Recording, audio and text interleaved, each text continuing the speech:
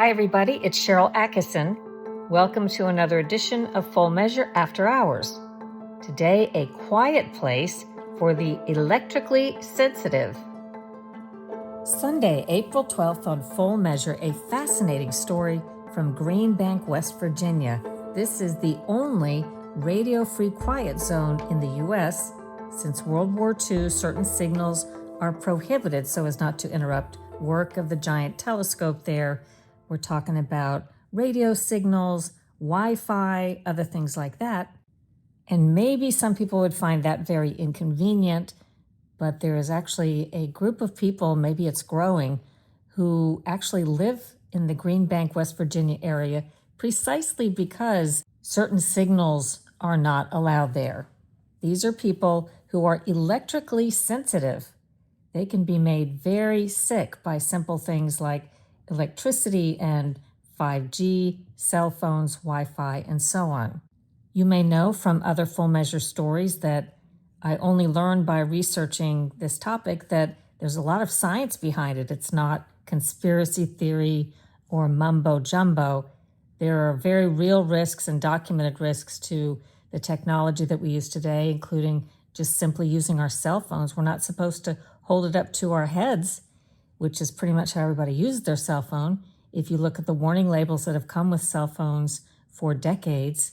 But in addition to the links to cancer and chronic disorders that maybe you know about, some people have a particular sensitivity that can make them very sick in the moment when they receive an assault of certain signals of this type.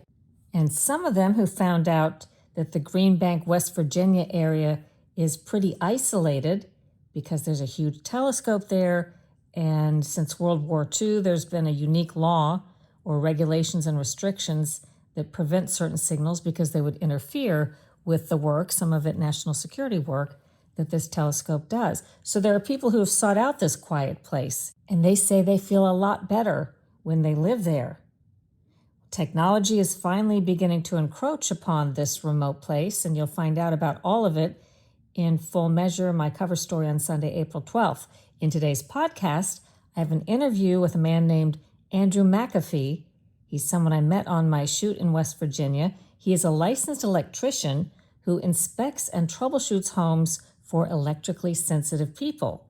So here's my interview with Andrew McAfee.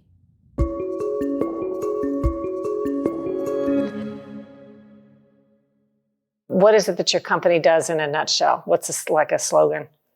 Top line. Help electrically sensitive people rewire their houses. So what's the definition for what we're talking about today? I call it electrical sensitivity. Actually, it's sentience and awareness of perception. Sensitivity connotes a weakness. So if we call it electrical sensitivity, that's fine. That's the coined word. So I call it a beneficial biological adaptation to a toxic environment that helps us avoid repeated harmful exposures. The body now uses extrasensory perceptions like pain and awareness to influence our choices to override a harmful belief system that increases internal infections and disease. By reducing our exposure to external sources of electromagnetic forces, we have a chance to finally be free of what's causing the disease. Now, correct me where I'm wrong.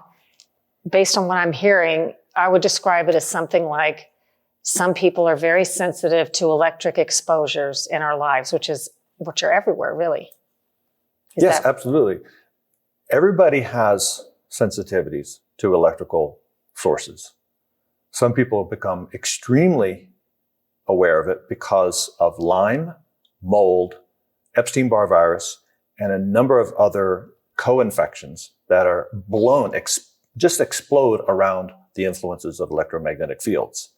So why are some people affected and why are some people not? So this is the great argument. I am really thankful when there are relationships where one person is not affected and the other one is, because we need that one person to be functional to carry the weight while this other person works through their issues. So I'm not against that. But physiologically, Everybody does feel it to some extent. It's just the body is always trying to find what's normal. And men especially are proud of taking pain and not complaining. And women are opposite. So thank goodness for them. They have the sensitivity to protect their children and can raise awareness about the real problems. And we can then flush them out. Is it fair to say that some people are more affected than others because they have some other co-factor? They may be sick with something already or an immune issue. So they may be more sickened by this than other people? That is absolutely 100% true. There are infections. There are diseases inside of us that are being stimulated, which will increase a disease. MS, Parkinson's, all this stuff is absolutely known 100% to be reduced when you take away the dirty electricity or lower the electric fields, magnetic fields. So the other component of this is, well, could everyone benefit with a lower wireless exposure? Yes, of course. Your chronic fatigue, your eye burn, your mood swings, all this blood sugar, it's all well documented. It's just, what's the cost benefit? Can you describe what your business is, what you do? Yes. The first thing I do is I come in and I do an assessment of what is your exposure. I'll get a call from someone who says, I feel bad. And, my husband says, I'm not getting rid of my cell phone. So what else are you going to do? And we do a bed map. And it basically is a color spectrum picture of the electric fields and magnetic fields around where they're sleeping. I focus on the sleeping area first because you're sleeping, you're repairing, you're doing great. We fix wiring, we shield the electric fields, and there's a lot of code violations that get past on the inspectors and the electricians, and nobody knows about them, but they're still creating magnetic fields. I correct those problems. What did you do in this house as it was being built? I worked with the installing electrician to make sure that the way that the wires were shielded would be correct. There's a lot of things that you can mess it up on, and he was a very good electrician, but basically installing MC cable or shielded cable is the first step, and that's what they did.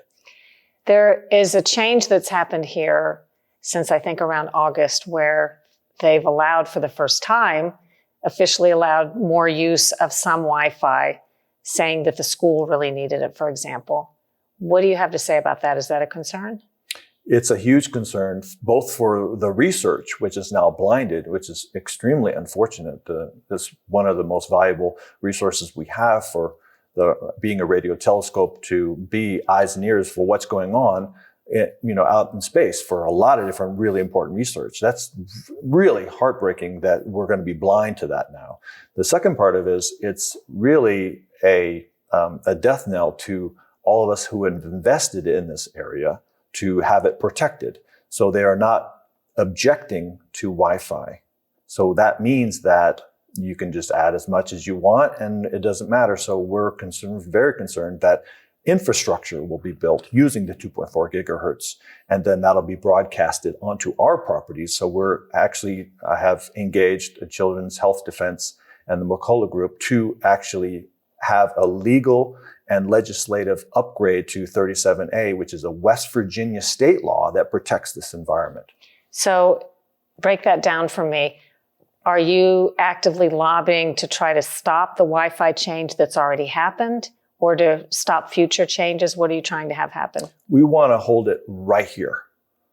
I am a red-blooded American. I believe in privacy. You do what you want in your own home, and that's fine. Just don't let it come onto my property. So we have a really solid claim on West Virginia law for property rights. On our property, can't exist. And with the very stringent radio frequency levels that are allowed by the state law, nothing could exist here. Now it's all about enforcement. So if we can get the 37A upgraded to protect humans and our property, we're great. So we keep the same numbers so their projects can continue as they want, but we just increase it to where we're not going to allow infrastructure to come in and broadcast it on our own properties. By that, do you mean you're concerned that developers are going to come in and things are going to be built that need or want to use that and there will be more of it? Yes. It would be very easy for citywide Wi-Fi with emitters on every pole to then go up and be ubiquitous all over the county. I know there's requirements for them to get approval on that, but right now, nothing would stop it.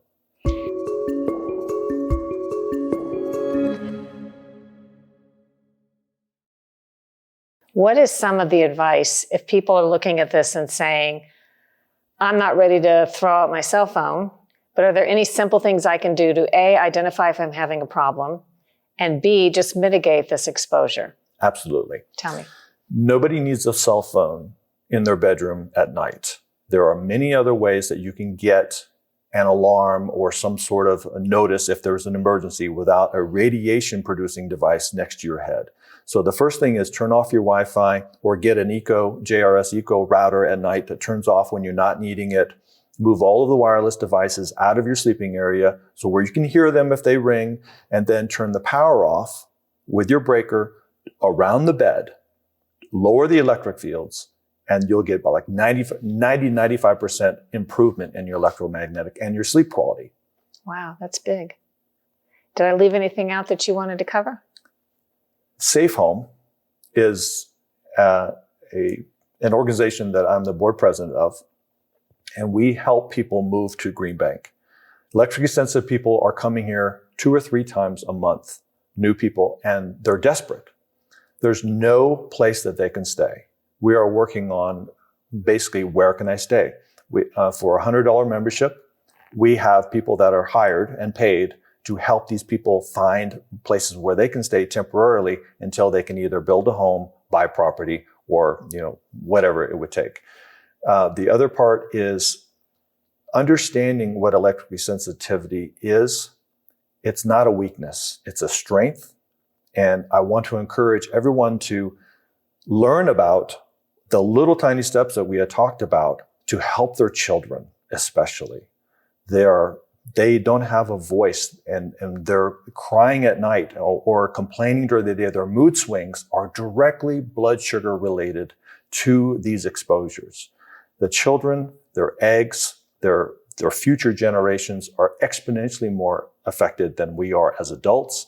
Adults cannot be used as a marker of health for children, and taking little tiny steps to keep your kids away from the Wi-Fi, away from electronic devices that are entraining them with the blue light, as well as putting out signals for Bluetooth, will exponentially increase their fertility, as well as their ability just to be calm and have mental faculties in school, their performance, and relationships especially. To a lot of people, this is the proverbial middle of nowhere. There's not much population in the county. Do you know how many electrically sensitive people live here approximately? I have a phone list of 63 people that I know of. There are other people that are living on the outskirts that have come to West Virginia to get protection, but aren't in our community. I would estimate there's probably closer to 100 people. Okay, thank you so much. Can I ask a skeptic question? Yeah. Like people that do this and say, Oh, did I not ask Yeah, that? yes. So, I'm sorry, I forgot to ask. Or did we already address it? You can let me know. A lot of people may say they don't think this is real. They use a lot of electronic devices. They don't notice that they suffer anything. Maybe they don't believe this exists. What do you say to that? That's totally fine. Keep using your devices, have at it, good times. But if your wife, your child is having a health problem, and they call me and they want to find a way that we can live together, would you be considering maybe changing your behavior a little bit for their benefit? A lot of my clients are in this situation, and it's really heartbreaking when the relationships have been deteriorating for so long because of this rift that it becomes a power struggle. And a lot of my clients end up losing their children, sleeping in their cars, because this cannot be rectified. So I want to catch it before it gets to this break point of what are the easy things that we can do so we can coexist, and then go do whatever you want in your own world. But at least when we come together, we can have a family.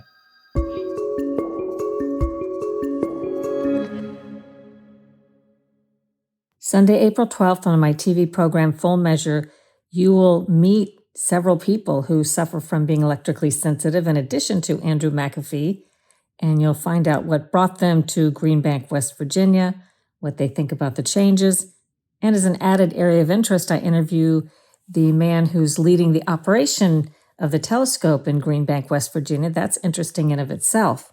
So all of that in my cover story Sunday on Full Measure. To find out where to watch, go to SharylAttkisson.com. Click the Full Measure tab for a list of stations and times near you. But don't worry if you can't find a TV station or miss it on television. You can always watch at fullmeasure.news. We post the show around 11 a.m. Eastern Time on Sundays at fullmeasure.news. And if you miss it on Sunday, April 12th, don't worry about that because you can catch a replay anytime at fullmeasure.news. I hope you enjoyed the podcast today and that you will consider subscribing to it, sharing it with your friends, and leaving us a great review. And check out my other podcast, the Sharyl Attkisson Podcast.